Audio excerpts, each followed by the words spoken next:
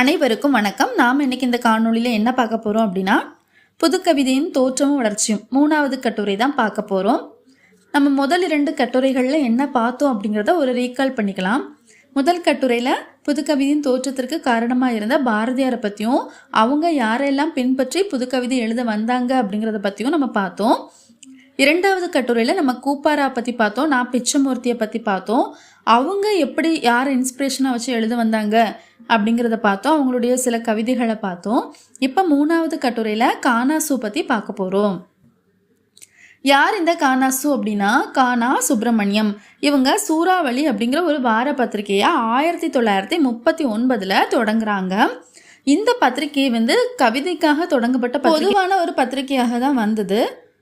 எப்போவாச்சும் யாராவது ஒரு கவிதை எழுதுவாங்க, அப்படி தான் இருந்தது.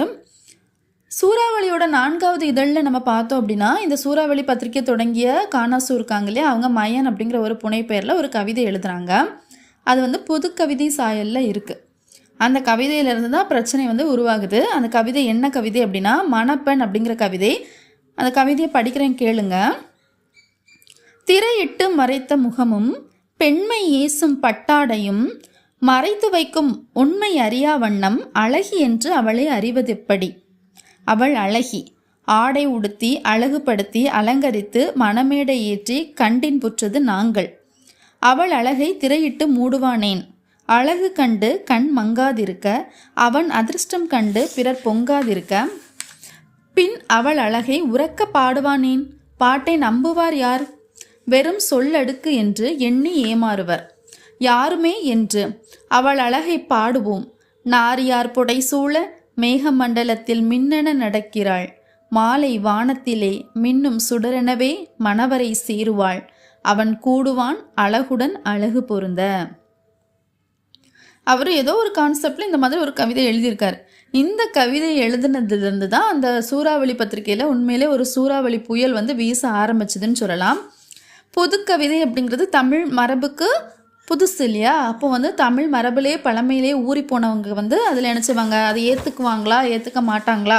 அதாவது இப்போ நம்ம ஒரு எக்ஸாம்பிளுக்கு பார்த்தோன்னா, நம்ம சேலை கட்டி வந்தவங்க திடீர்னு மாடர்ன் ட்ரெஸ் போட்டுட்டு ரோட்டில் போனால் அது எத்தனை பேர் அதுக்கு கமெண்ட் பண்ணுவாங்க, அதை ஏற்றுக்க மனோபாவம் எல்லாருக்கும் இருக்குமா இருக்காது அப்படிங்கிறது தெரியாது.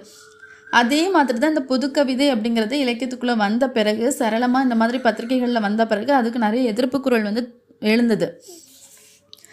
முதலாக இந்த புதுக்கவிதையை எதிர்த்து ஒரு குரல் எழுப்பினது பத்திரிகையில் வந்த அளவில் அப்படின்னு பார்த்தோம் அப்படின்னா, மகராஜ் அப்படின்னு சொல்லிட்டு ஒருத்தங்க தான். அவங்க ஒரு கமெண்ட்ரி கொடுக்குறாங்க, ஒரு விமர்சனம் எழுதுகிறாங்க. என்ன அப்படின்னா, மற்ற பாஷைகளை பிடித்த பீடை தமிழையும் தொத்த ஆரம்பித்து விட்டதாக தெரிகிறது. செய்யுள் இலக்கண விதிகளையும் தலைகளையும் மீறி கட்டுப்பாடில்லாமல் எழுதப்படும் கவியை பிரெஞ்சு பாஷையில் வெர்ஸ் லிபர் என்று சொல்லுவார்கள். இந்த கட்டுப்பாடில்லாத கவியினால் ஏற்படும் குணாகுணங்களை நாம் ஆராய்ச்சி செய்ய வேண்டும். கவியானது சப்பாத்தி கள்ளி படர்ந்தது போல சட்டத்திட்டங்களுக்கு உட்படாமல் திமிரிக்கொண்டு செல்லுமே ஆனால் வியர்த்தமாகிவிடும் என்பது திண்ணம்.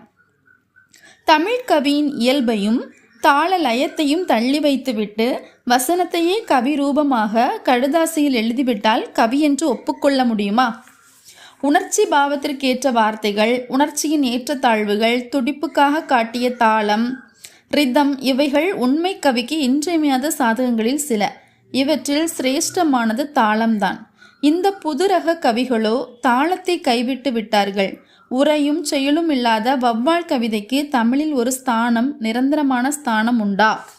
இப்படி தான் இந்த விமர்சனம் அமைந்திருக்கு. இது 28/5/1939 சூறாவளி இதழில் அச்சு ரூபத்திலேயே இந்த புது கவிதைக்கு விரோதமாக எழுந்த முதலாவது எதிர்ப்பு குரல் வெளிவந்தது. சரியா? அதுக்கப்புறம் இதுக்கு மயன், அதாவது கானா சுப்பிரமணியம், இந்த சூறாவளி பத்திரிகையை தொடங்கிய கானாசு 1939 அதே இதழில் ஒரு பதில் கொடுத்துருந்தாங்க. அந்த பதிலையும் நம்ம ஒருக்கா பார்த்துக்கலாம். வெர்ஸ் லிபர் என்ற பதம் சுதந்திரத்தை நோக்கி என்று அர்த்தப்படும்.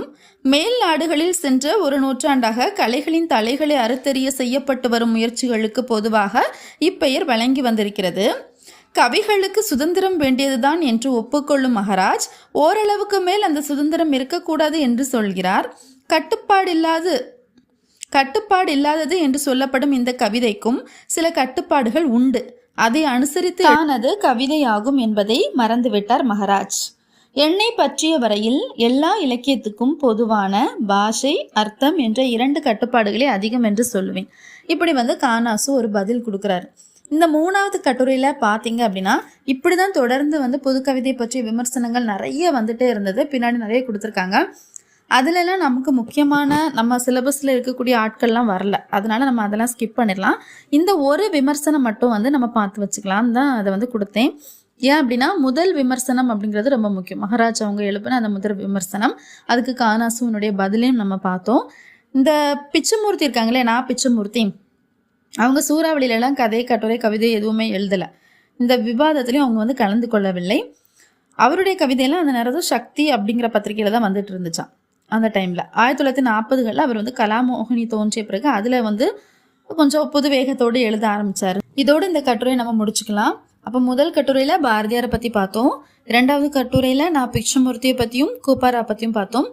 3வது கட்டுரையில் கானாசுவை பற்றி பார்த்தோம். இலக்கிய விவாதங்களை பார்த்தோம். புதுக்கவிதைக்கு எதிராக தோன்றிய எதிர்ப்பு குரலை பார்த்தோம். தொடர்ந்து அடுத்தடுத்த கட்டுரையில் இந்த புதுக்கவிதை எப்படி வளர்ச்சி பெற்றது அப்படிங்கிறத பார்க்கலாம். நன்றி, வணக்கம்.